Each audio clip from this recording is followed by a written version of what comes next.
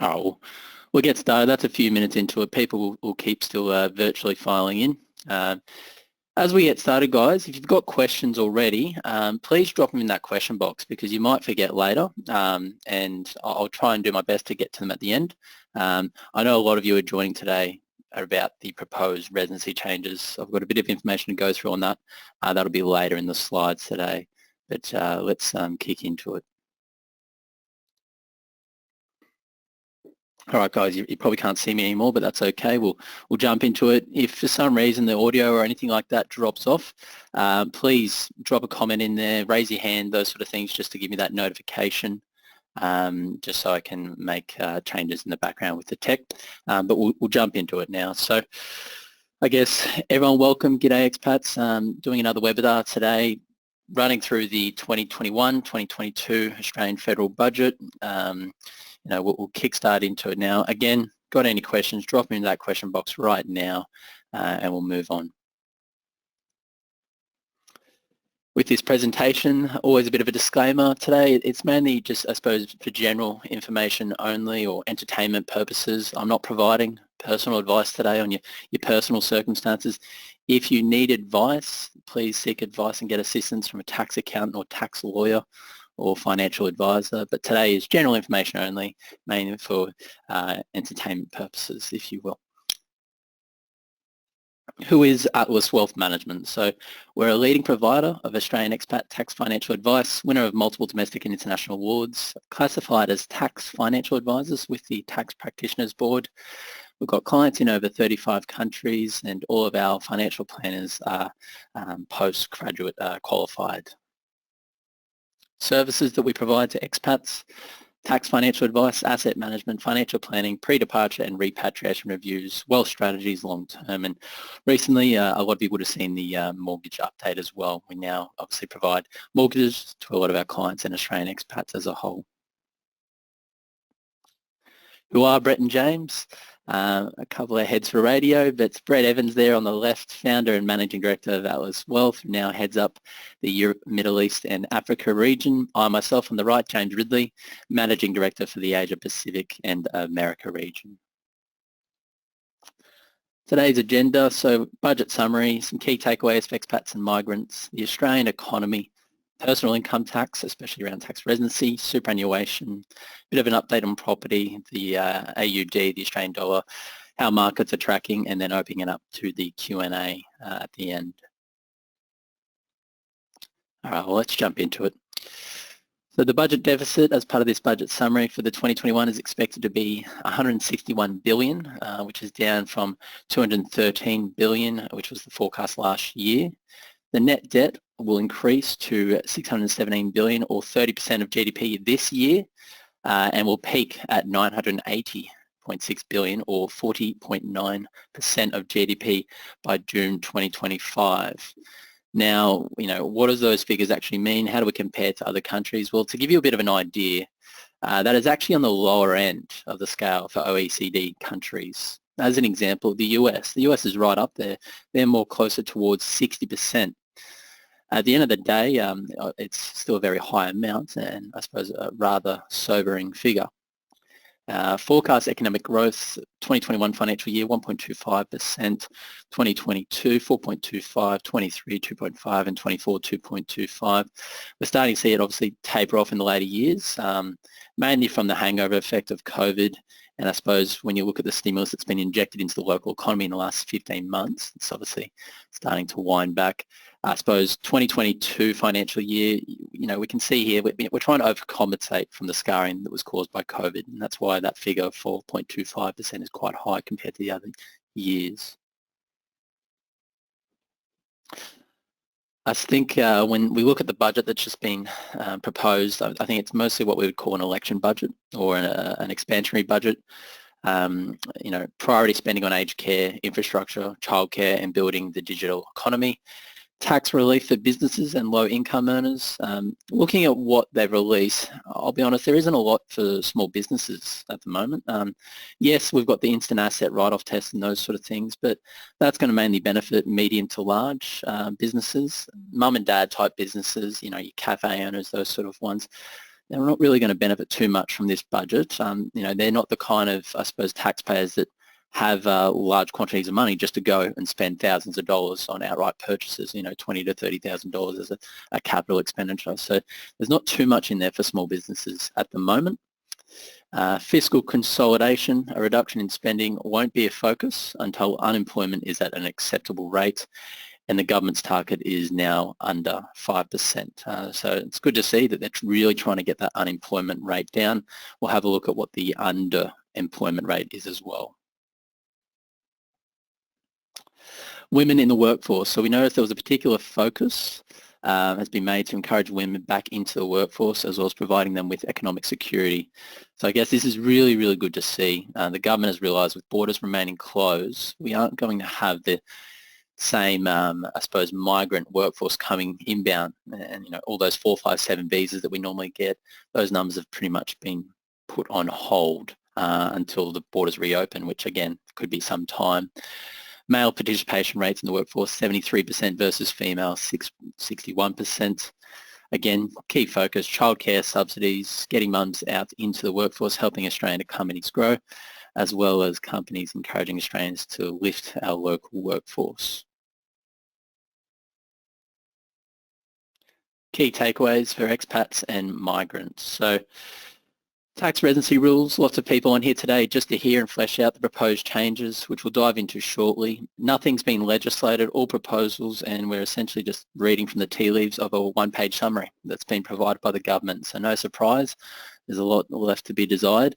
So we'll have to wait and see. But again, pen to paper hasn't been put down, has to go through lower house, upper house, and then receive royal assent. So there's only so much we'll be able to address today based on what they've released. There have been some positive changes for expats surrounding superannuation as a whole.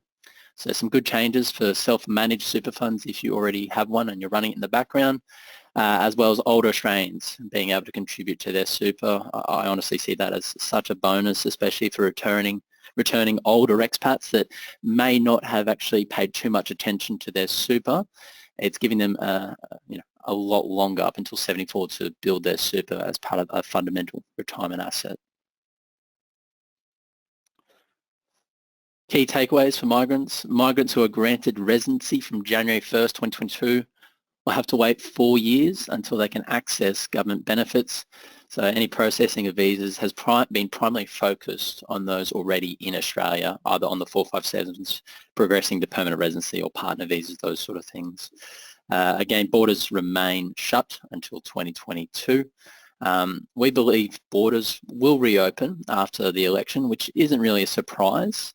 When we look at Scott Morrison and when an election can be called, it can essentially be called any time this year between August up until next year, May. We expect Scott Morrison to probably run his full term and then call it, but at the end of the day, a politician is always going to call an election when it suits them, based on, I suppose, their favourability.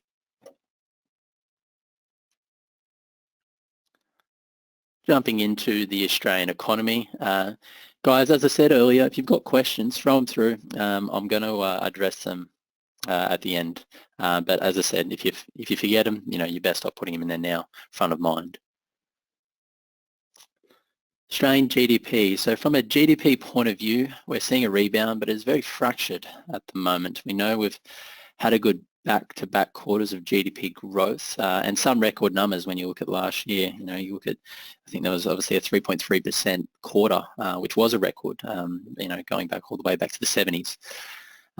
We can see here that it is a bit fractured, the recovery.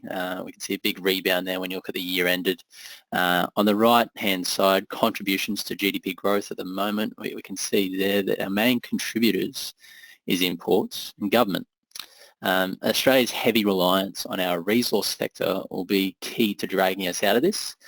We know companies such as Rio Tinto, BHP, hitting recent highs due to the iron ore prices soaring, while other sectors struggling, such as the international tourism, inbound and international education, hospitality.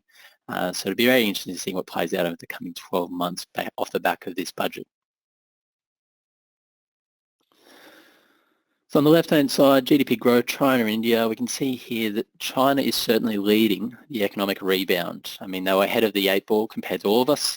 They've obviously gotten out in front now in a very aggressive space. China relies heavily on our iron ore and coal. However, with the trade wars going on, not much coal going over there at the moment.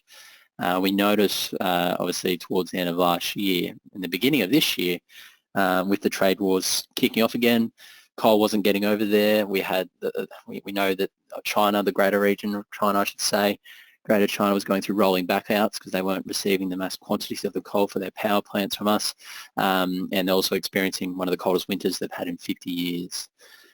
China's raw demand for our iron ore is also naturally driving up the iron ore price at the moment, with it hitting recent highs.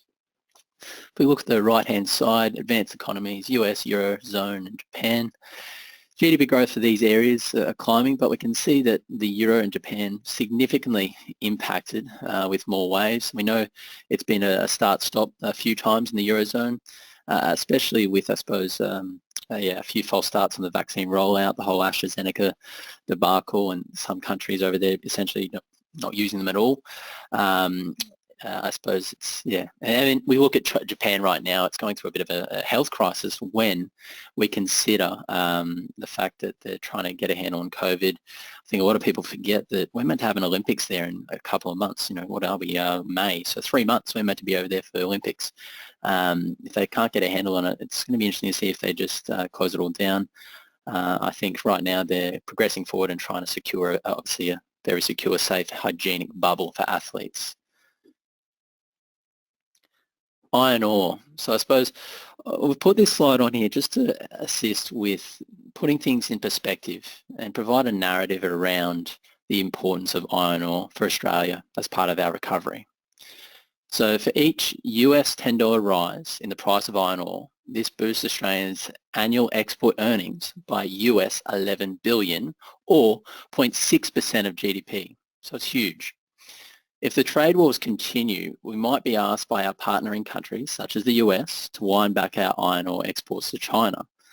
You know, iron ore is obviously used to make steel, think about it, long-term weapons, those sort of things.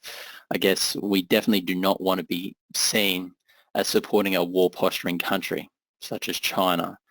So we really do need trade wars to cool off because, our iron ore is a big part of our recovery.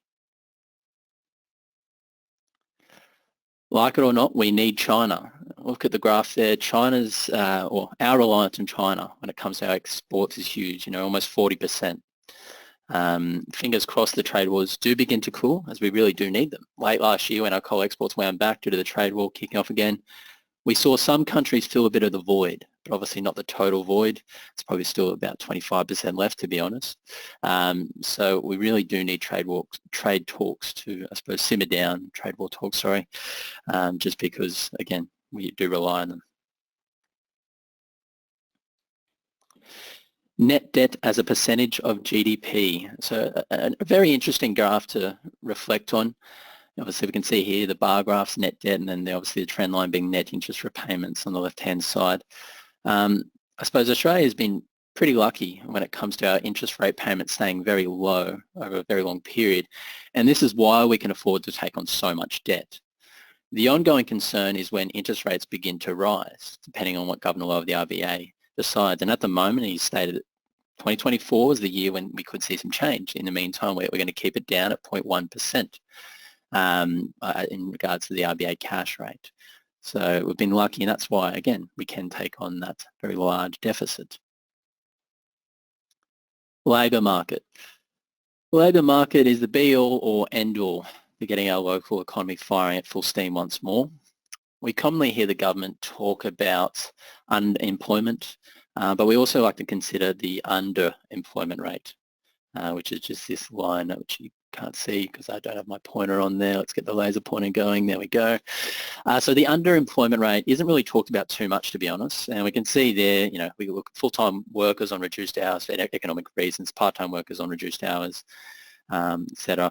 It also, underemployment takes into account those who aren't working but haven't sought to receive Centrelink benefits either.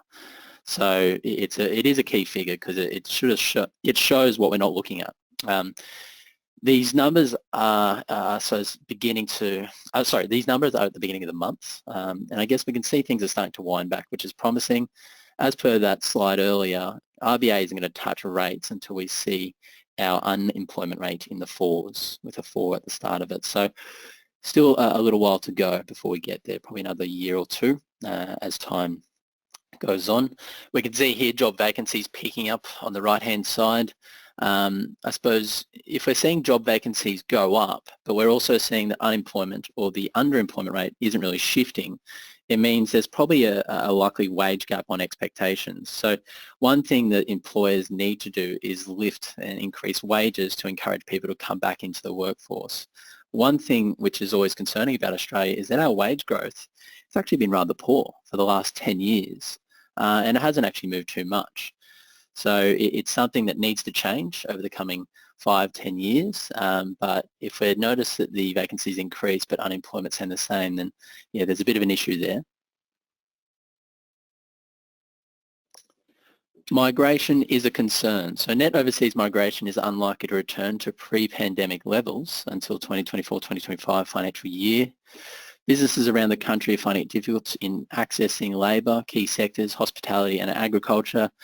They often rely on a number of migrants coming in to fill the gap. There was an article that was released a long time ago about Australian government obviously bringing over a lot of Samoans to help with the agricultural industry, you know, obviously a lot of the picking that needs to be done there, and essentially giving a bit of an exemption, you know, paying a good wage and it all being tax-free just because so much or crops were going to go to waste. Treasury said a population of 1 million people fewer than forecast would hit the budget bottom line through lower tax revenue and also weigh on the outlook for economic growth. This is why we saw economic growth tapering in year 2023 and 2024 financial years, because businesses will choke and growth will be stopped if we don't have enough people in the country. Population growth is forecast to be around 0.1% for 2021, down from 1.2% in the 2022 financial year, 0.2% in 2022 and 0.8% in 2023. As we can see, it's imperative that we get the borders open to enable those people to be able to move around and satisfy the job demands in Australia. Rates may not stay on hold for long. Interest rates are a key driver of the economy. They impact currency, property and the local share market. We can see here that on the left-hand side, the 10-year Australian government bond yields in Australia, as well as on the right-hand side, US, Germany, Japan, have started to turn. 10-year bonds are like a bit of a window into what's happening down the track and a precursor to any rate rises as well. I suppose a good indication of where the big four banks are going is their long-term fixed rates on mortgages, even term deposits as well. I mean, we look at the fixed rates on a 3 or 4 or 5 year mortgage, you know, recently there have been increased a little bit, you know, maybe by 0.25 or 0.5% by some of the big four banks. So that's a bit of an indication of what might be happening in the background, where they expect interest rates to go. You know, the RBA might have to move quicker than we thought on lifting interest rates. Right now, as I said earlier, the RBA is committed to keeping interest rates down to 0.1% until the 2024 year or financial year. But at the end of the day, much like the RBA and everyone else, it's exposed to market forces and what's going on around the world. I suppose an interesting fact, and it's something interesting to note, when we look at Canada, Canada is a very similar economy to Australia from a resource-dependent view. And it's something that's always important for us to watch and track to see what they're doing. Canada recently began tapering their quantitative easing buying program late last month from 3 billion to 2 billion, which as a percentage is actually quite large. And I suppose they're doing that and they're tapering it because they're concerned about inflation. Inflation is a very real concern. Inflation may trigger rate rises. Inflation as a whole isn't a bad thing. It does imply economic growth, but you want to make sure you aren't keeping the throttle open too long, whereby we get the scenario that played out back in the 90s where we had the recession we had to have. Inflation may trigger rate rises. We can see at the end of the 2020 and beginning of 2021, 1.25%. compared to the Eurozone and the US beginning to kick as well. We don't want to see a shoot through where interest rates are increased too quickly, and that will jam on the brakes for the economy. Unfortunately, there is a whole demographic in Australia, obviously expats as well, which haven't seen a mortgage rate greater than 5% before. Those who are on today and have been around for a few years may remember mortgage rates being above 7% as a minimum back in the 90s. It's a very real concern that if inflation comes back with a vengeance, then interest rates also will be increased too quickly, that shoot-through effect. I suppose when we look at the property market, which is something I'm going to talk about shortly, is a concern is that, those who have gone out, geared themselves through the teeth because cash is cheap, are they able to weather the storm if interest rates begin to climb quickly? Because with interest rates climbing quickly, it means, okay, a lot of people might not be able to afford the mortgages that they've undertaken. Therefore, there could be a case where we're seeing oversupply flooded on the property market because people need to obviously get out of the debt positions they're in. Oversupply might call obviously a bit of a wind back in the property market. We're already starting to see mortgage and personal loan defaults increase and climb at a time when cash is probably the cheapest it's been in 50 years or more, which is going to have a flow-on effect. Headwinds for the economy. So the other concern we are dealing with is that credit agencies have put us on a credit watch. So right now we are considered a triple A, but if that drops, that increases our funding costs. Much like a person with a credit rating, if their credit rating drops, this means they'll have a higher interest rate applied to their mortgage or personal loans because the lender needs to be compensated for the risk they are taking on. This therefore means our interest rates increase on borrowed capital, much like that net interest rate line that I showed you earlier. If that increases, then our funding capital becomes a lot more, flows onto the market as well.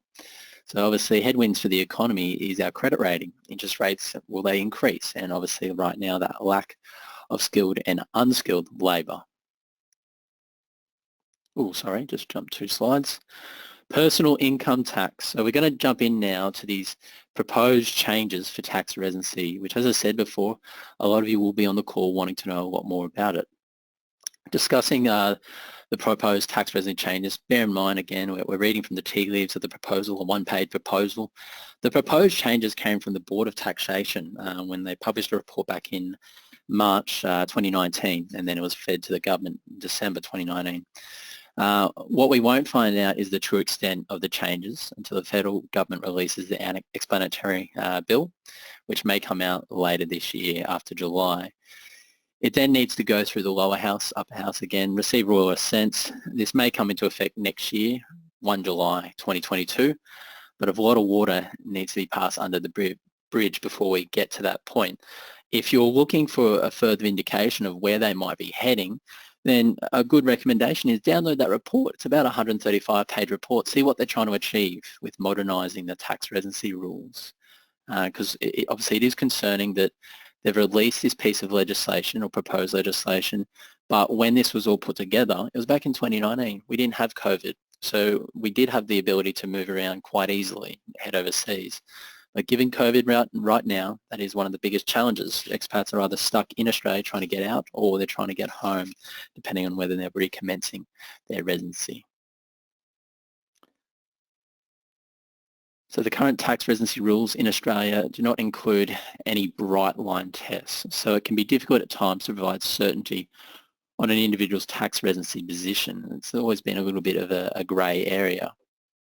The new proposals would modernise Australia's individual tax residency system and help provide greater clarity for globally mobile employees. Whilst the legislation for these new rules not yet been drafted and specific details have not been provided on the secondary tests, the government has stated that the framework, again, will be based on that Board of Taxation report. The primary test will be a simple bright line test. A person who is physically present in Australia for 183 days or more in any income year will be an Australian tax resident. Individuals who do not meet the primary test will be subject to the secondary tests that depend on a combination of physical presence and measurable objective criteria.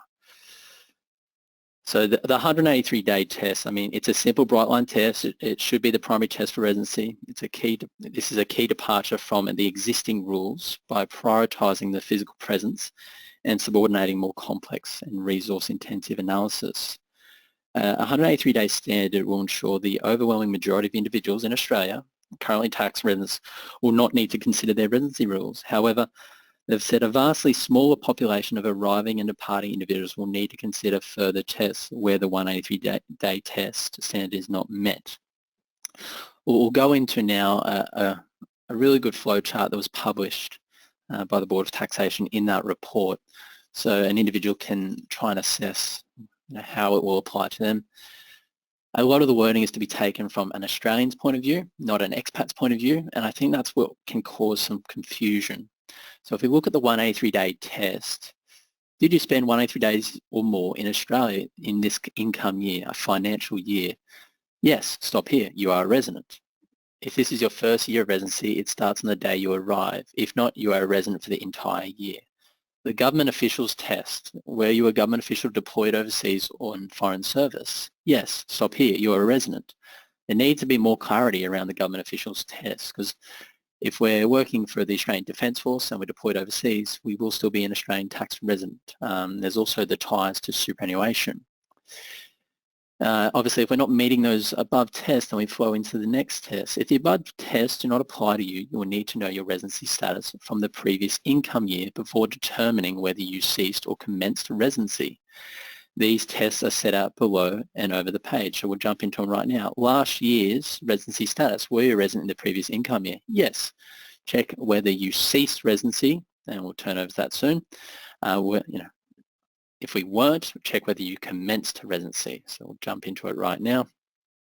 So commencing residency, there's a little bit on there, and I'll dive into it soon, but I just want to read something which I downloaded prior to the webinar when we look at commencing residency. So the commencing residency test only applies to individuals who are not resident in the previous income year. The test will only be satisfied if an individual is physically present in Australia for 45 days or more in the current income year, and two clear objective factors demonstrate a connection to Australia under the factor test. The minimum presence of 45 days is largely consistent with international comparisons. This test provides significant simplification and streamlining from existing rules focusing on certainty of outcomes.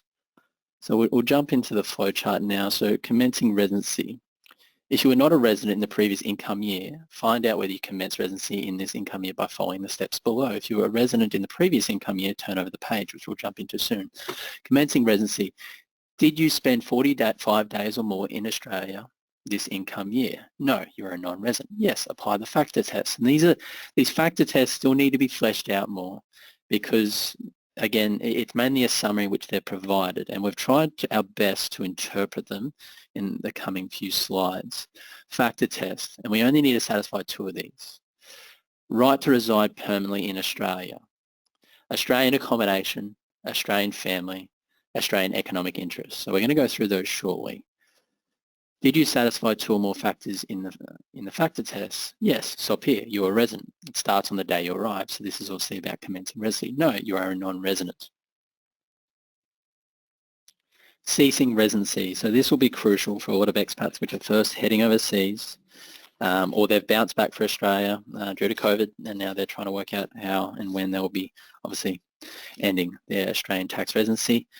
This ceasing residency test, it's designed to simplify and streamline the existing rules while maintaining certain critical elements that have developed over time. However, the proposed tests have been designed more explicitly and consciously, balancing certainty, simplicity, integrity, and adhesiveness. The adhesiveness part is actually very important because it applies and will apply to a lot of Australian residents that have been a long-term resident. So let's jump into it. Ceasing residency. If you're a resident in the previous income year, find out whether you ceased residency in this income year by following the steps below. If you are not a resident in the previous income year, turn over the page. Yep, don't worry about that. Ceasing residency under the overseas employment rule. Did you satisfy the overseas employment rule this income year by residing in Australia for the 3 prior income years? and being employed overseas with an employment period of over 2 years from commencement. So the contract that you have might say, employed for 2 years or greater. Having accommodation available in the place of employment for the entire employment period. That's either a rental or a lease in your name, or the employer's providing accommodation. Spending less than 45 days in Australia in each income year of the employment period. Now that last one is going to be very difficult for a lot of expats that rebound back to Australia in a post-COVID world to visit family and friends. But if you think about a 45-day period and the way that it's worded, it's talking about in an income year. So if an individual is returning in June, halfway through June, or the start of June, I should say, okay, there's 30 days. And then it's essentially a reset rule because it's in an income year. Then you could stay technically for another 44 days in the new financial year and then obviously leave. Are you a short-term or long-term resident? Have you been a resident for less than 3 consecutive income years? If yes, go to the ceasing short-term residency test. So we'll jump into here shortly. If no, go to the long-term residency test. So yes, it is still very wordy, but it's just trying to obviously break it down so there is no more grey for expats. Ceasing residency. And I think this is probably going to be one of the most crucial rules for when we first leave and head overseas, and ensuring that we essentially have employment secured rather than just going overseas and finding employment.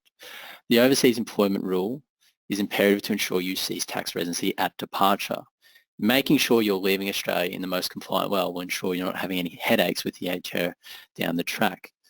An individual will cease residency on the day after departure from Australia if they are an Australian tax resident for 3 consecutive income years prior, undertake employment overseas as mandated for the period of more than 2 years at the time employment commences, have accommodation available continuously in the place of the employment for the duration of their employment, return to Australia for less than 45 days in each income year that they continue their overseas employment after the year in which they depart.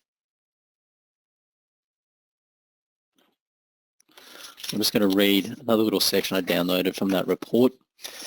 The factor test. It's a new modular test in the revised Residency Rules, replacing various tests in the existing rules that they rely on facts and circumstances. The factors apply in the manner regardless of when the test applies. The factor test applies in the commencing residency test and ceasing short-term residency test. An individual with 2 or more factors is a resident. The factors are based on a key residency consideration from the existing rules and international comparisons, but reduced to simpler, modernised factors that can be objectively determined. So what are the factors? Obviously, a right to reside in Australia, Australian accommodation, Australian family, and Australian economic connections. So let's obviously flesh out each individual factor. A right to reside in Australia. If they have the right to reside permanently in Australia for immigration purposes, this includes citizens and permanent residents. So most Australian expats that are Australian citizens, they will satisfy this factor. Australian accommodation. This is somewhat still a bit of a grey area at the moment, and we need to see a bit more coming out from the the EM on this section. Australian accommodation. An individual is taken to have satisfied this factor of having Australian accommodation if the individual has an arrangement to access accommodation at any time during an income year. Example, leaving a property empty, such as an investment property or former main residence, so it's not rented out at all.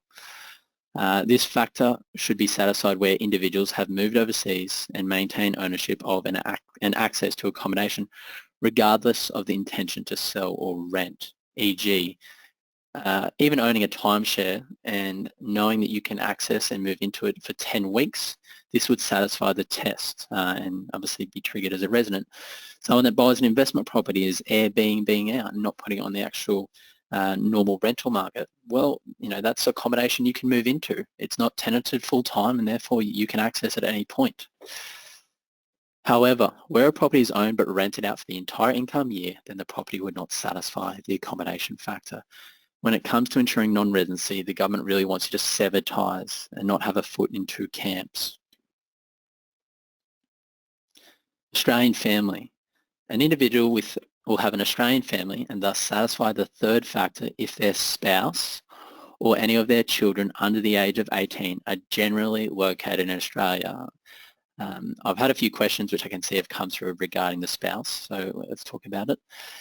Spouse will include partners in all de facto relationships, regardless of sex. This is not expected to include estranged relationships. So if you're running out and getting a divorce just so you can obviously sever ties, that's not going to work. Economic connections. An individual will have Australian economic connection, where they are employed in Australia, actively participate in carrying on a business in Australia, or directly or indirectly have interest in certain Australian assets. Australian assets may include, I've done my best to summarise what is most pertinent to Aussie expats. These are just key points at the moment. We're hoping obviously when the we'll know a bit more. Australian assets may include taxable Australian property. That's a former main residence, a vacant block of land, an investment property, something which is physical in nature. A bank account with an Australian bank with significant cash deposits. I know that's going to impact a lot of clients of mine. I know that's going to impact a lot of expats as a whole as they transition cash back from savings. We've always said, we should have a behaviour where we encourage expats to do something with idle cash, whether it's putting it into an offset account to offset some debt, if we're putting it into an investment, whether we're putting it into super, putting into shares, buying property, all those kind of considerations. They're now putting this into legislation. An interest in a family trust or receipt of Australian social security payments in the preceding income year.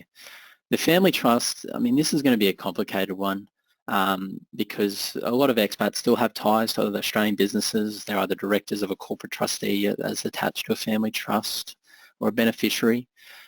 So there needs to be some changes that are going to happen to a lot of trustees, I would expect, over the coming years to essentially cut ties with that family trust.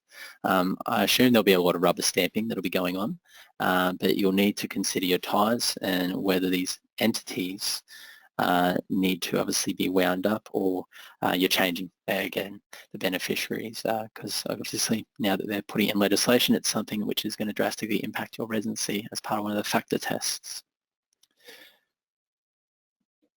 Tax treaty interactions. So this isn't something that was actually in the budget proposal because there was a lot that was left out.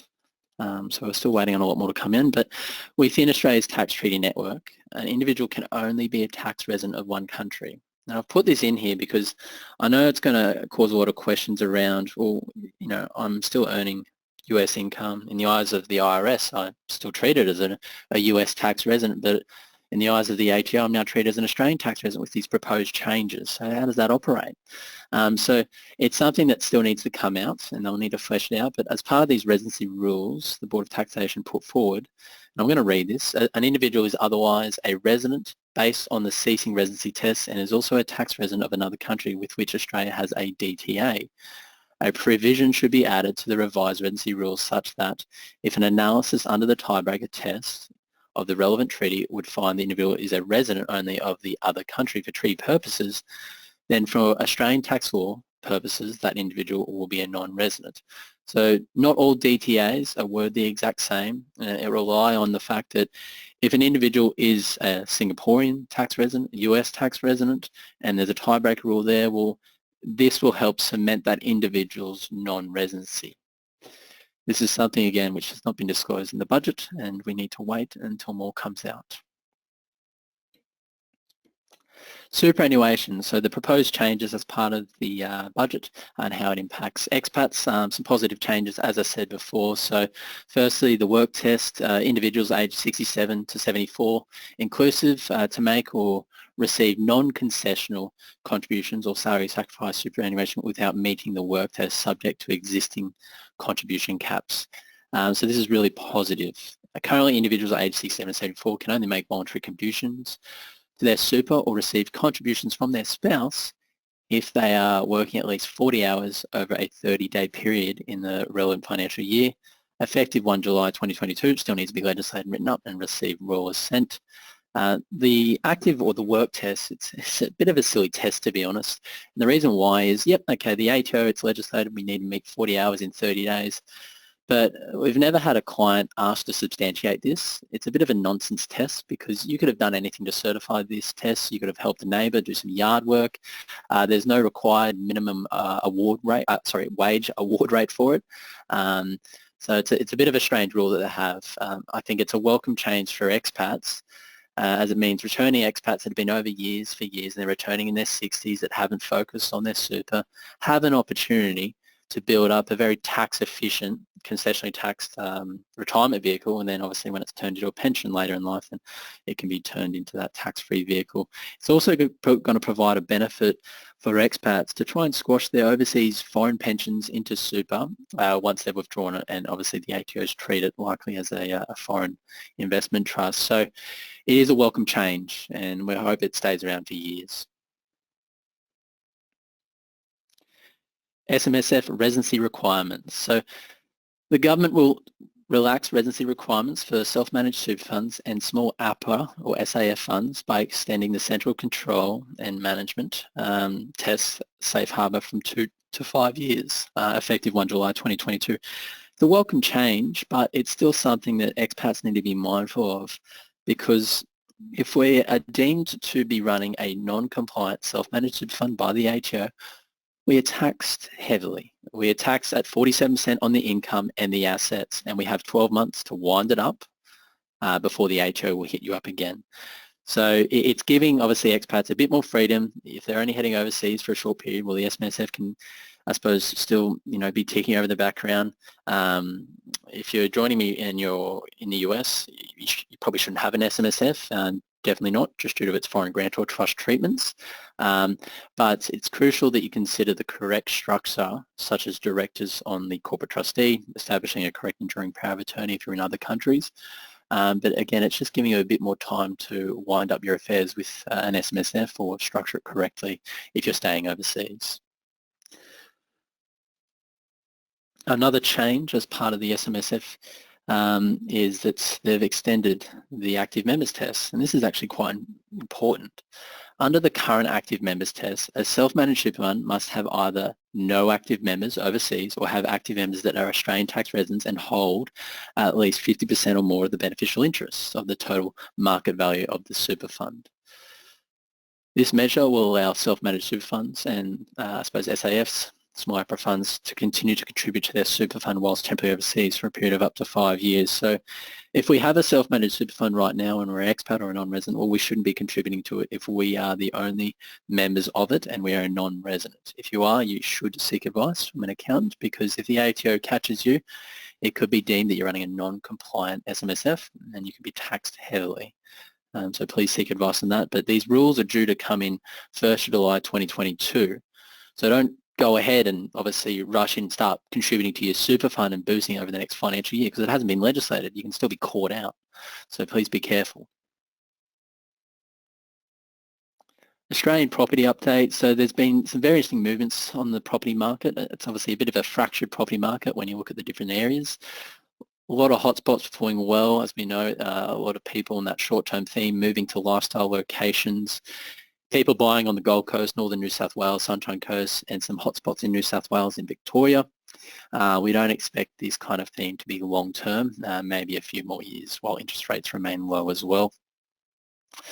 Interest rates are crucial. RBA's term funding facility, which allows banks to borrow north of $180 billion for 3 years at an incredibly low annual cost of 0.1%, has been the key driver of the record low 3 to 5 year fixed home loan rates.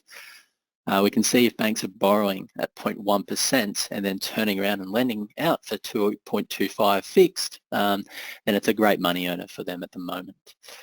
Fixed rate mortgages are used to account for only about 15% of all new home loans. That has leapt to about 40% since the pandemic. So again, a good money earner for them. A lot of people obviously rely on variables, but obviously they'll be impacted quickly as interest rates change, but not for a little while. Many banks recently lifted their fixed rates by 0.2% or 0.2 percentage points or more. The facility ends in June 2021, at which point the banks will revert to the wholesale market. Banks can then revert back to their rates between each other, but this will be a lot more than your 0.1% at the moment.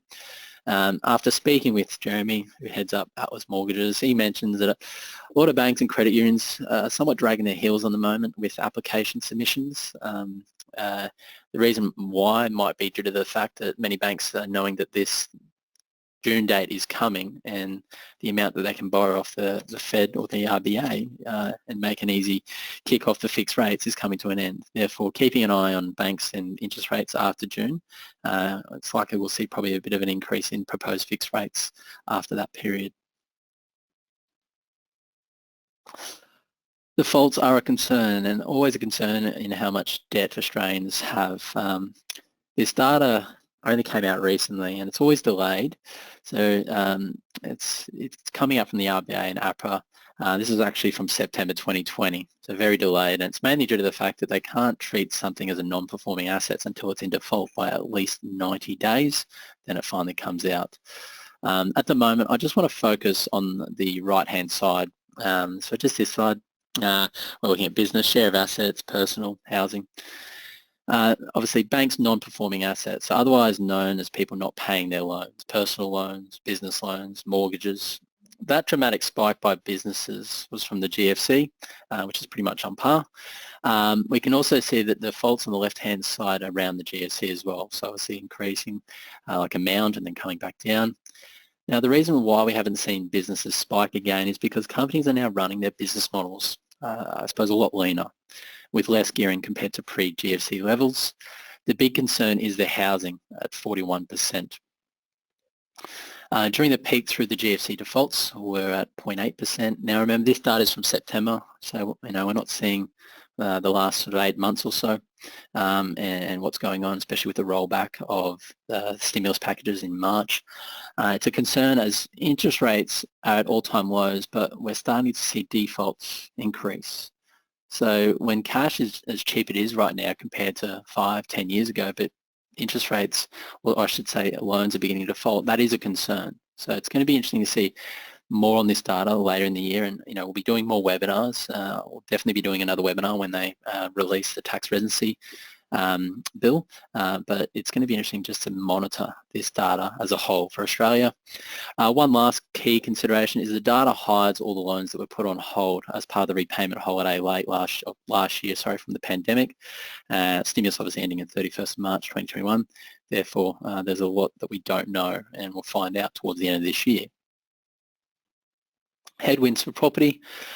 So borders remaining closed to migrants, little to no wage growth after accounting for inflation in the coming years. Rapidly rising building costs are a major concern. For the property sector to remain healthy, we need the main market participants, which are first home buyers, main residence buyers, investors, and then migrants. Migration numbers this year are forecasted to be negative 96,000 compared to the usual 200 to 250,000 we receive every year. So there's a lot of people that aren't in the market anymore.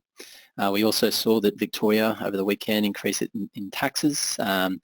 Stamp duty, 19% increase in land tax on properties valued at between 1.8 and 3 million, with the rate increase from 1.3 to 1.55%. Land tax on properties valued at more than 3 million will increase from 2.25 to 2.55. Windfall tax for property developers will be hit with a tax of up to 50% on windfall gains above 500,000 applied to planning decisions to rezone from 1 July 2022. We've also noticed a lot of builders, are going bust because they lock themselves into fixed price contracting, and it's actually having a pretty bad impact, especially when we saw last year the government brought out, okay, if you're spending this much on either a new development or a big renovation that's going to cost you more than 250,000 to 750,000, we'll give you this grant.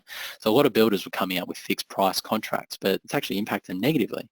So a big concern there as well. Wage growth is too low. So one thing that I said before was, our wage price growth, it hasn't really moved. Wage growth hasn't moved for a better part of probably about 10 years. You can see there on the year ended, it's tracking down each year, which is always a concern. Wages haven't really moved 10 years. Our concern is with those rapidly rising living costs, as well as taking on debt by Australians, are they in a position to weather rising interest rates in the future, or are they biting off more than they can chew by gearing properties too high? that trend line is on par with how interest rates have come down and wound back over the years as well. So we haven't really seen a negative correlation take place just yet. Australian dollar, moving through it. Australian dollar to the US dollar, last 12 months, a very difficult debate for expats as we are heavily reliant on a rising or falling dollar, depending on which way we are going. The Australian dollar is falling, obviously we want to send money home because we're making an easy currency gain. If it's obviously rising, then it can be difficult as well. We can see the Australian dollar starting to cool, especially over the last probably 4 months. I think we're starting to see FX traders focusing on countries that have a good vaccine rollout and good GDP forecasted growth. I'm sure lots would argue that Australia's vaccine rollout has been rather stalled, the whole AstraZeneca debacle, and now waiting on Pfizer and Moderna. We can see the AUD winding back, especially with our heavy reliance on China. Other market forces which play in here is the US dollar going to weaken with that record stimulus from Biden due to the short-term oversupply. So there's a fair bit playing into currency at the moment. It's cooling, and it's probably found that sort of happy medium, 78 to 76. That's probably its threshold at the moment. But again, it could weaken depending on what's going to happen with China as well in future months and years with the trade wars.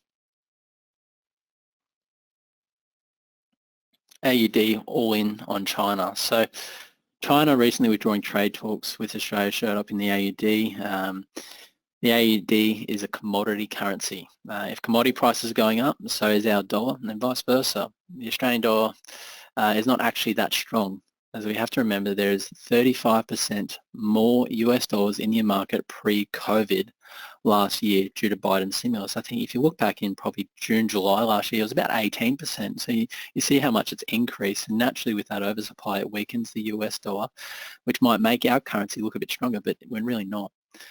Market takes a risk-off approach in comparison to the US dollar due to problems with China or India. We would see our currency weaken in the event things begin to heat up with the trade war. It's definitely something that we need to keep an eye on. FX and COVID-19. So traders are backing currencies of countries who are leading the vaccine race on the expectation that the greater population immune to the disease, the less likely that countries to suffer economically crippling lockdowns. That has markets attuned to any signs of vaccine stumbles or increased incidences of COVID-19 as official lockdowns or even unofficial ones where citizens voluntarily isolate and reduce consumption are the biggest triggers for negative economic growth. Australia really hasn't been or found a level of conditioning when it comes to either 1 or 2 active cases in the community. We do seem to I don't know whether overreact is the right word, but we do shut down state borders immediately when there's 2 or 3 cases. We go into full lockdown. It does work, but it just slows the progress of our economy, obviously getting up to full steam 100%, as well as it delays the process of us ever reopening borders to international travel. I think if we look at how and what happened in the Euro with their waves and vaccine rollout issues and with supply especially and logistics around the vaccine rollout, we know now it is starting to come back as the market gets more confidence on the Euro as they begin to reopen. Australian and international equity markets. So just a bit of an update, and we'll jump into a bit of Q&A. I suppose when we look at what's going on the market at the moment, it's good news, and I say good news as we're starting to see cyclical rotation. So rotation away from technology, heavy growth stocks, and going back to more cyclical value stocks is underway. This is actually good news. Less people just taking a punt on tech stocks, which have blown through the roof in the US. Seeing more investors rely on quality P&Ls, PE ratios, and fundamentals. Technology stocks are regarded more so as a long duration as they are expected to grow their earnings over the long term. The rise in bond yields this year has made the present value of their future earnings less valuable. Higher bond yields have the opposite effect on value stocks. So there's a bit of a concern coming back to markets. I guess an easy example, which a lot of people use, is why is Tesla worth more than Toyota? When Tesla manufactures 500,000 cars a year and is worth 1.5 times Toyota, whereas Toyota is the largest car manufacturer in the world. The next phase of value outperformance is likely to have greater leadership from non-US markets. Europe, for example, had less yield curve steepening than the United States. This has held back the performance of its financial stocks relative to the US. We expect the vaccine rollout in Europe, plus the lifting of lockdowns in the second half of the year, will pull upward pressure on the European bond yields and give the value factor a further boost. US economic updates. The United States is primed for supercharged growth. So the recently enacted $1.8 trillion fiscal stimulus package provides another big shot in the arm for the US consumer, and this stimulus comes at a time when the economy should already be re-accelerating as vaccines become broadly available around the middle of the year. With recent reports from the US economies resulting in a 32% market outperformance from expectations, brought on by your mum and dad spenders with the extra cash that they have in their pockets. With the economy reopening more completely, we'll look for pent-up demand to drive strong bounce in the service sectors. I suppose demand for air travel in the US, as an example, is likely to overshoot as families go on vacations again. There is also evidence that the reopening theme is in the data, with sharply higher travel bookings scheduled more than 90 days in the future. Eurozone, so just the last sort of update, and we'll jump into Q&A. Europe's relatively slow vaccine rollout and relatively smaller fiscal stimulus means it continues to lag the United States in terms of economic performance. The same with Australia as well. They're a couple of months behind, probably 5-6 months behind, to be honest. As of mid-March, less than 10% of the population in France, Germany, Italy and Spain had received at least one dose of the vaccine. This compares to nearly 25% in the United States and 40% in the UK. Infection rates are rising in Europe and new lockdowns have been imposed in several countries. After a slow start, however, the vaccine rollout is gaining pace and Europe should be on track for economic reopening by Q3. Now I'm going to move into some questions. I'm just going to change over to the next slide. Just going to mute myself for a second because I just need to take a drink of water and I'll read through some questions.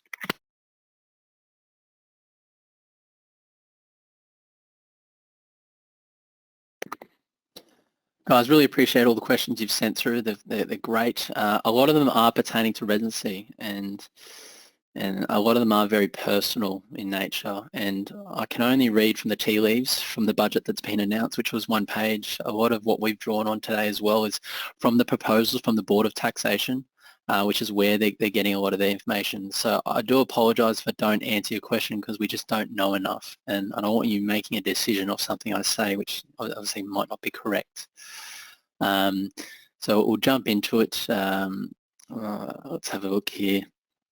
There's a question around, if I transfer Australian dollars from an Australian bank to an offshore account, would the Australian government still see this as a way to view me as an Australian tax resident?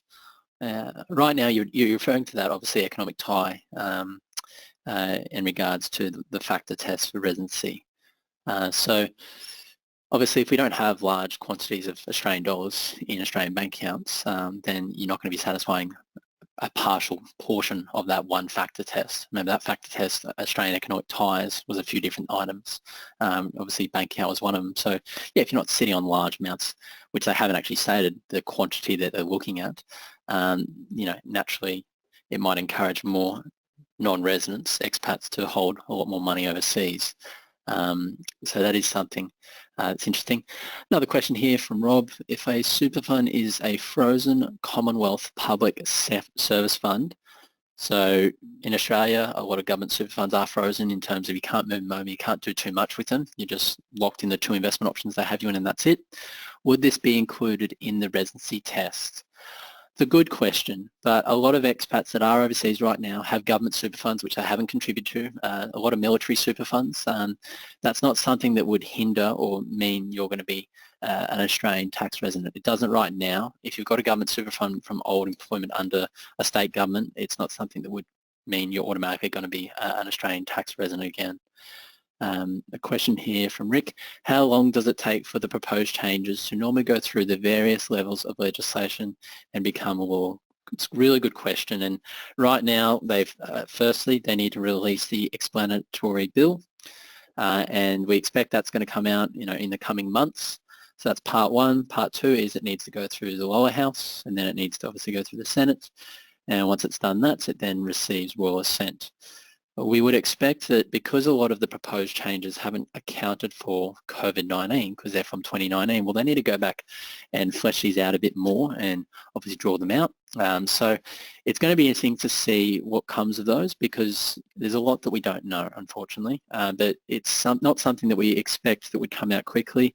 I think if we just take a step back and reflect on when they proposed the main residence exemption changes, they announced that in the 2017 budget, wasn't actually legislated until December 2019. So it took many years for it to come through. This is something we're not expecting to happen overnight at the moment.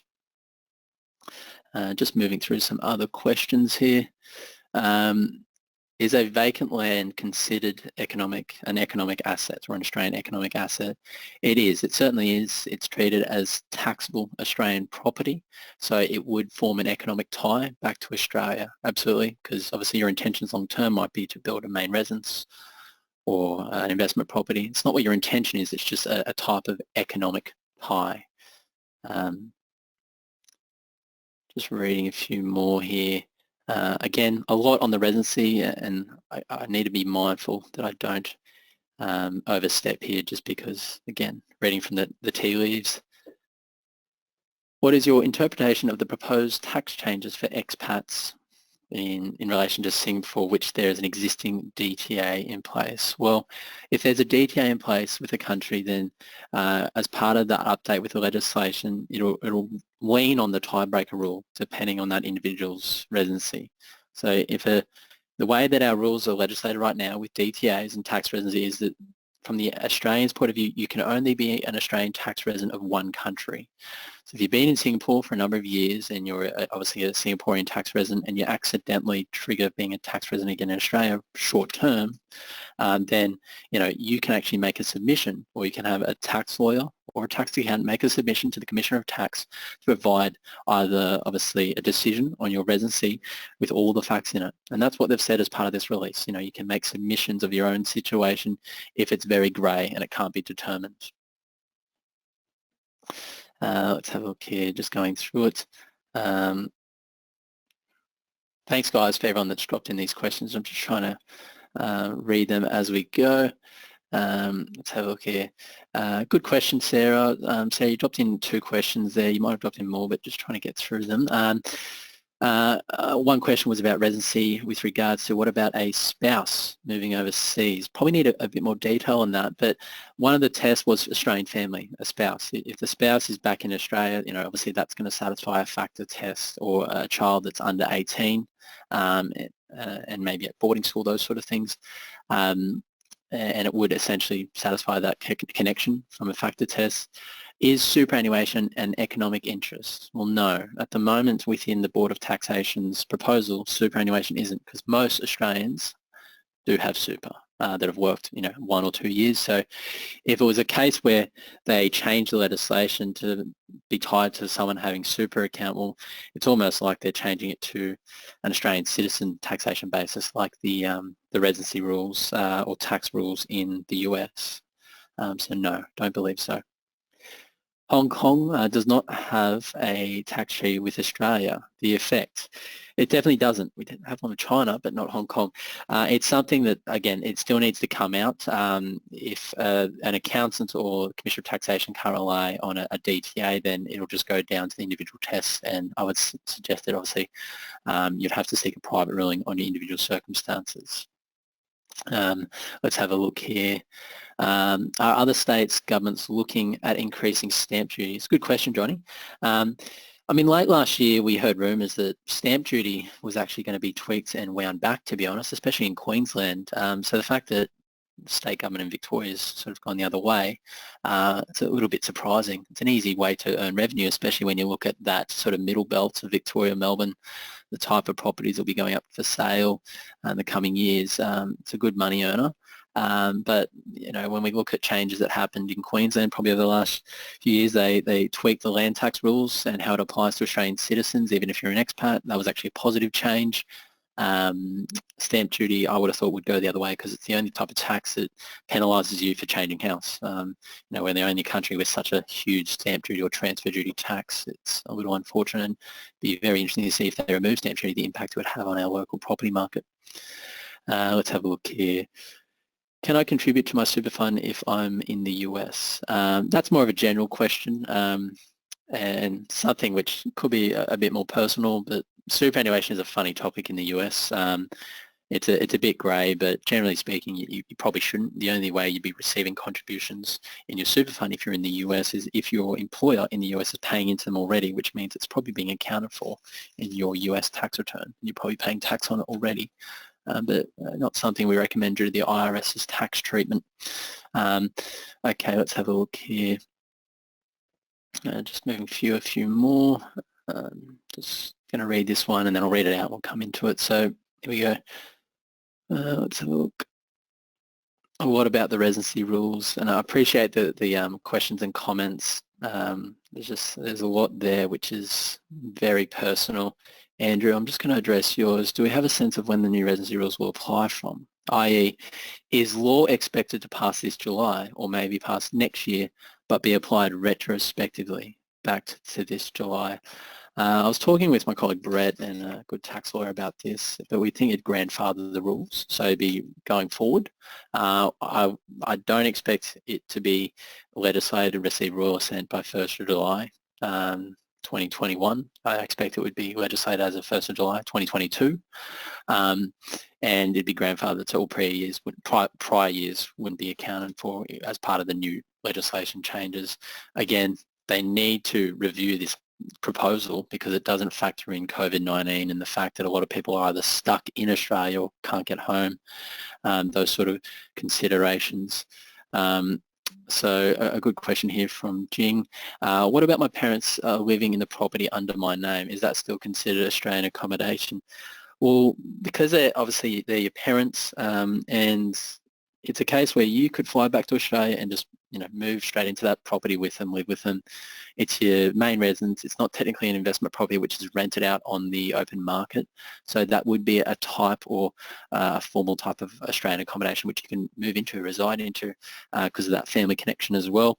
Accountants might come out later and say, okay, if you have these kind of properties where you've just got friends living in them or family and they're not paying any form of rent or anything like that, well, it might have to be some sort of formal agreement that they are paying market rent now, because that would mean that you've obviously got a legal tenancy agreement in place and it's not something you can just move into. Again, more needs to come out about these factor tests. Let's have a look here.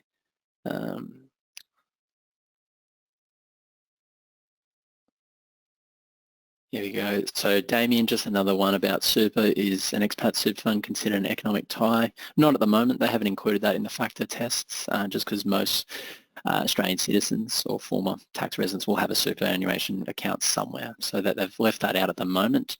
Otherwise, again, if they did lean on that being an economic tie, then unfortunately it would mean that most expats overseas would always satisfy that factor test, unfortunately. Let's have a look here. Just laughing at a name here.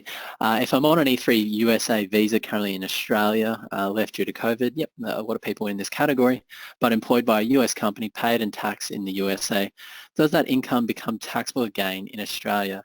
Well, right now we're in a new financial year. If we look back, the ATO provided some relief last year up until the end of the 2020 financial year about, okay, if you're stuck in Australia due to COVID, still earning income from a foreign source, then, up until that day, we'll treat you still as a non-resident.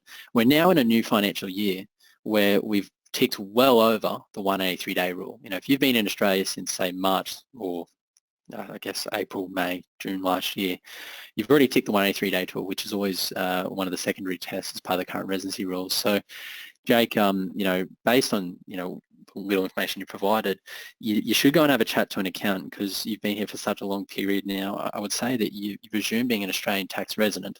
That means that depending on the overseas tax, I suppose, payable or liability, or the withholding tax that's coming out of your income right now with your US employer, well, you need to have an Australian accountant conduct a bit of a tax gap analysis, because we have a clear DTA with the US. That would mean that any tax that's being put aside right now going to the IRS, well, you'll receive that as a foreign tax credit on the Australian side. But unfortunately, our tax rates are higher. So it means you might have to pay a little bit more in tax to the ATO. So you're better off if you're going to be stuck in Australia for another few more years, putting yourself on some POIG installments or something like that. You need to have a chat to a good tax accountant that can conduct that gap analysis, especially with the end of the financial year just around the corner. Let's have a look here. Sorry, guys.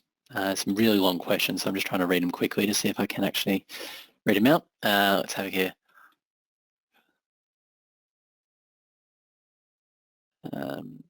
A question here from Rajesh just about what are the 101s you would recommend for someone with a US income and looking to move back in the next few years. Rajesh, it's a little open and broad. If you're coming back and you're still going to be employed by a US company, or you'll resume being an Australian tax resident, again, similar to Jake's question, the residency rules haven't been legislated just yet, and it's not due to probably be legislated until 1st of July 2022. So, very hard to sort of answer that question. I won't go into that anymore. Let's have a look here. Here we go. So, James Riley, you put in a really good question here. There's a few getting around, but would holding or trading Australian shares count as Australian taxable property or something else, and therefore satisfy the economic criteria as part of the factor test? Good question, James. So, right now, when you look at asset classes in Australia from the ATO's point of view, well, there's two. There's taxable Australian property, so that's physical. This is a former main residence, an investment property, vacant block of land. So that's taxable Australian property. Under those kind of assets, or those types of assets, that's included in the Australian economic factor test. The other asset class when we're a non-resident is non-taxable Australian property. So this is things like your direct shares, your managed funds, your exchange traded funds, your listed investment companies, if you're holding shares in Australian real estate investment trusts. That asset class is non-taxable Australian property. So if you're holding shares back on a local brokerage account, well, no, that would not, I suppose, tick the box to be an Australian economic connection, because right now they're non-taxable Australian property. Good question. There's a good question that Andre's put in here. Just going to read it quickly and read it out. It's quite long. Thanks, Andre. Some comments around some things I would consider not fully addressed. Yep, that's fine, mate. One, superannuation is an economic interest if the person is contributing to the fund or the person is receiving pension from the fund. Well, Andre, they haven't come out yet and included superannuation as part of the one main test. They've mentioned it regarding Australian government official, which is included right now in the current old test, but no, they still need to come out and provide a bit more information on that, because as I said before, we're reading from the tea leaves right now from a one-page summary. If you go back and have a look at the one, it's about 140 pages, the report that was published by the Board of Taxation, there might be a bit more information there regarding super, but I haven't seen anything. Just because most Australian citizens or permanent residents will have a super account if they've worked for a few years. So I wouldn't assume that it'd form an economic tie just yet. Taxable Australian property, TAP, includes any CGT assets such as shares that were not deemed disposed of. Absolutely. So this is something which taxable Australian property, if you're already holding shares in Australia before you left and you didn't deem dispose of them, well, they're still treated as taxable Australian property. Again, it's not something that's been fleshed out within the budget proposal or even the actual Board of Taxation report. So I'm not going to go into that one because I feel like that'll confuse a few people. And that last one I've already addressed. Economic interest includes any foreign managed investment fund that directly holds Australian investments. This is extremely broad. Agreed, it is very broad at the moment. But at the moment, if you're holding shares in Australia, on an Australian platform, well, that's non-taxable Australian property. So it's not treated as an economic interest at the moment. They really do need to flesh out the tests because, if holding cash in a bank account is considered obviously an economic interest, then, why wouldn't shares be treated as an economic interest? So yeah, there's a lot we don't know, and they're still going to have to flesh it out a lot more, just because right now we need, there's not enough that's been disclosed. We got just another question. It's mainly about a foreign super fund. I have a provident fund in Hong Kong. Am I able to roll this directly into an Australian super fund? No, you cannot. So right now, the only scheme that exists to move a foreign pension or foreign super fund into an Australian super fund is through the QROPS system, which is the UK pension system. You really need to meet a lot of criteria to be able to do so. As an example, minimum age, 55 to move it and do anything with it. You then need to satisfy different contribution caps and make sure the super fund that you're moving into the super fund that you're moving the UK pension into is registered on the QROPS list with the HMRC. Right now, most foreign pensions, RRSPs in Canada, your 401ks, 403bs, IRAs in the US, your provident funds throughout Asia, a lot of these are treated as Section 99Bs, which is a foreign investment trust. So usually when we're withdrawing either a lump sum or an income stream, we need to have a tax accountant that has expertise in that realm that can tell you exactly what portions are taxable and what portions are tax exempt.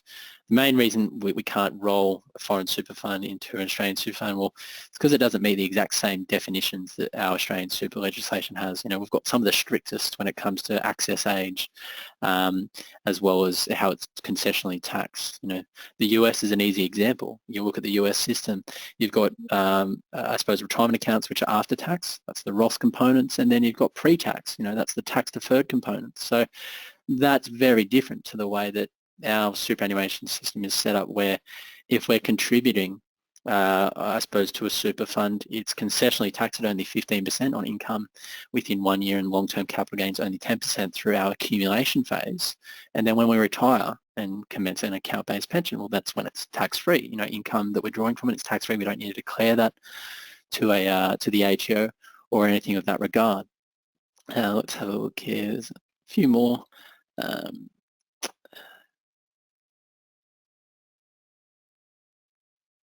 Just reading through, a lot of these questions have come in through the start, which is good, and I do feel confident that I addressed them when I was talking about the residency side.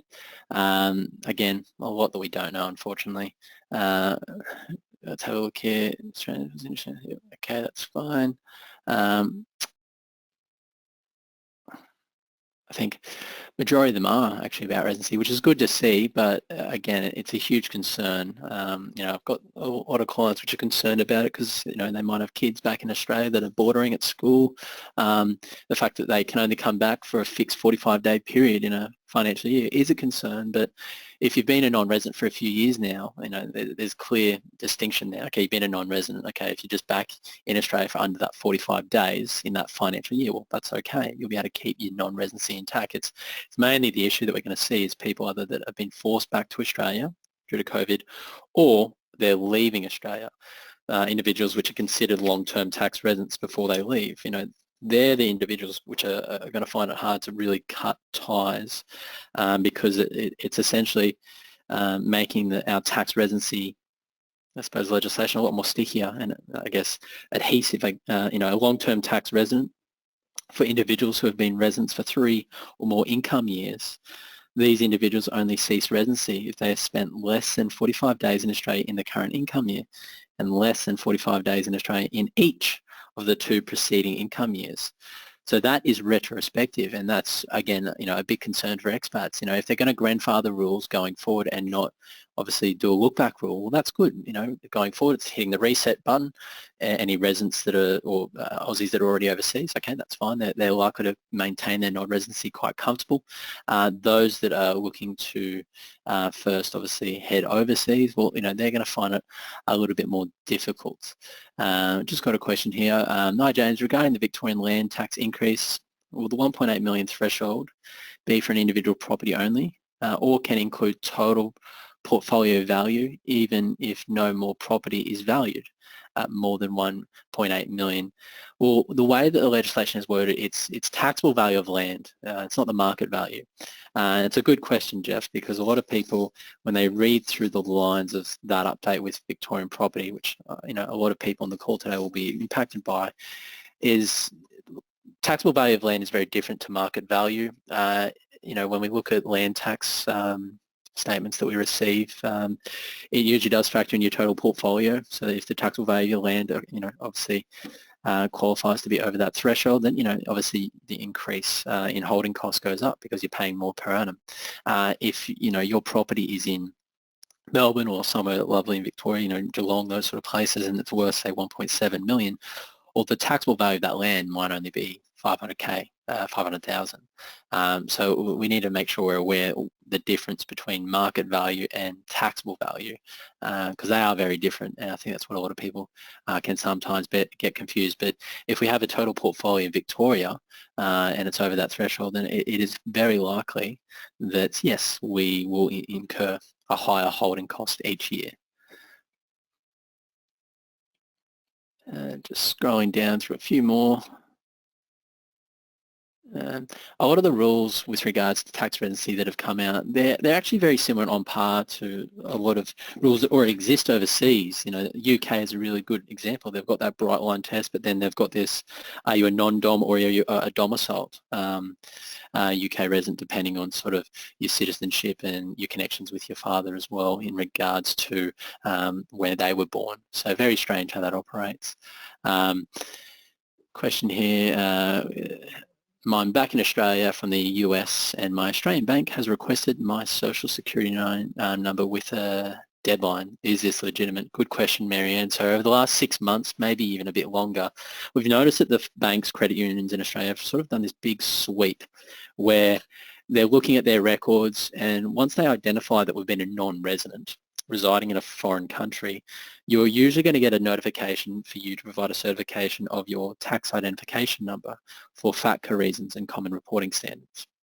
Now, if we're in the US, well, that's our social security number, and it's mainly a requirement that most financial institutions have to have these records on file. Once they have it, well, naturally it means, yes, there is going to be some data or shared data between countries, between the ATO and the US. A lot of the time we might be residing in a country which doesn't issue us with, say, a tax file number equivalent. So there is usually a nomination that we can make on those forms where, the country name doesn't actually provide a TIN. So, in those cases, well, that's the nomination we take. Trailing spouses can sometimes be an issue when they're not issued with a TIN in a country that does, because they're not working, that they obviously don't, receive one. So it's a case where a similar election might be made. The country name doesn't obviously provide one to trailing spouses. Question here quickly, what is a foreign tax credit? Good question, Stephen. I always make assumptions when I'm answering questions. So again, if we're in Australia, and I'm just trying to think of an easy example, let's just go with the employment one. If we've been forced back to Australia and we are working for an overseas company still, company either based in the US, UK, Singapore, and they're withholding tax, and they're still paying our wage into a US bank account, and then we're bringing that money across on a monthly basis. Well, because we're now likely considered an Australian tax resident, depending on your circumstances, don't read into that, then it means that based on the double taxation agreement, the ATO acknowledges, okay, well, you've had tax paid on a portion of your income already. So we're going to acknowledge that as a tax credit. So that'll offset a portion of the tax that we want to have you pay to the ATO. Unfortunately, our tax rates are very high compared to the US's federal tax rates, going up to 47%. But in that scenario, it means, okay, well, my average tax rate based on my income, say being equivalent to 200,000 Australian dollars, my average tax rate might be, say, closer to 37% based on the tiering in Australia. But when I look at the tax that's been paid to the IRS, it's only paid up to, say, 20%. So there's a gap there, and this is the tax gap analysis I was referring to before. The 20% average tax that's been paid on my behalf to the IRS, I'll receive a tax credit for in Australia. So I'll be required to pay the difference, that, say, additional 17% to the ATO. So yes, that's what the tax gap analysis essentially is, and that's what the foreign tax credit is. We're getting a credit for tax that's already been paid to another, I suppose, taxation authority somewhere around the world. It's a good question. Let's have a look here. For the secondary tests, you need to meet more than 2 of the factors. Is that right? It's at least 2. So it's 2, not 2 or more. It's just 2 is the minimum, I guess. Standard of proof. If you meet two, example residency and economic tie, then you're not a resident for tax purposes. So if you meet two, example residency, you might be referring to residency overseas, but residency wasn't actually one of the factor tests. Yeah, you know, the factor test was in regards to Australian economic ties, a right to reside in Australia. So someone that's a citizen or a permanent resident of Australia, even if they're overseas, well, they're always going to actually satisfy that factor test. But remember, we are only going into the factor tests usually when we are leaving Australia. You know, we're ceasing residency and it's you know, we're a bit unsure. If we've already been overseas for more than 183 days in a financial year, well, you're a clear non-resident.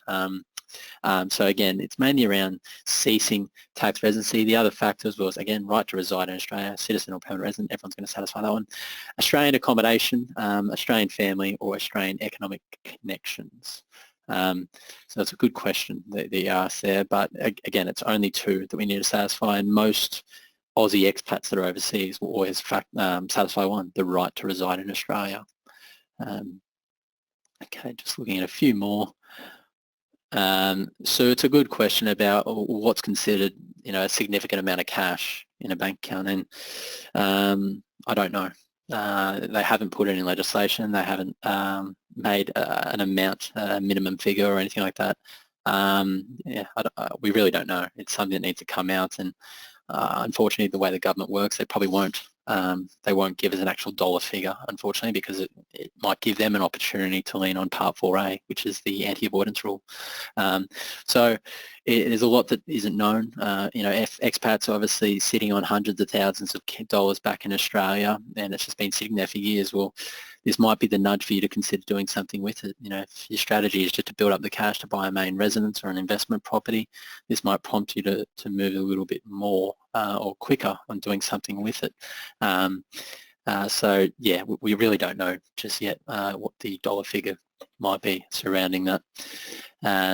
There's just a last few more questions coming through. If living in Singapore long term already and happen to visit Australia for over 45 days, assuming these new rules come in, is there any understanding of repercussions? Yeah, well, if we read the test again, you shouldn't be in Australia for more than 45 days in a financial year, even if you've been a resident overseas for 2, 3, 4, 5, 6 years, and you know your employment over there. 45 days is essentially the cap. It's the minimum presence. You know, that you obviously, or the maximum you ought to be in Australia for that period. That's why I said before, you know, if you're coming back to Australia, you've obviously been overseas for a long time, a few years, and you're a clear non-resident. Well, if you're bouncing back to Australia, catch up with family, those sort of things, well, be smart. Navigate across 2 financial years. If you're arriving at the 1st of June, well, you know, you've got 30 days. You know, you could be a bit more take a bigger risk, actually, you know, arrive sort of at the end of May, and then you're here technically for maybe 39 days in that financial year, then it's resetting to the 45-day rule, then you're essentially leaving again in August, early August. So you've just got to really be careful. Again, hasn't been legislated, they haven't put pen to paper, so we need to wait until the explanatory bill comes out so we can really flesh that out. We'll be providing some great guidance on that in another webinar in the coming months once they release it. I realise now we're just running over the docket now. It's 12:01, so appreciate everyone that's joined today. Those great questions that you've submitted. Done my best to address the residency ones through the PowerPoint, but again, a lot that we just don't know.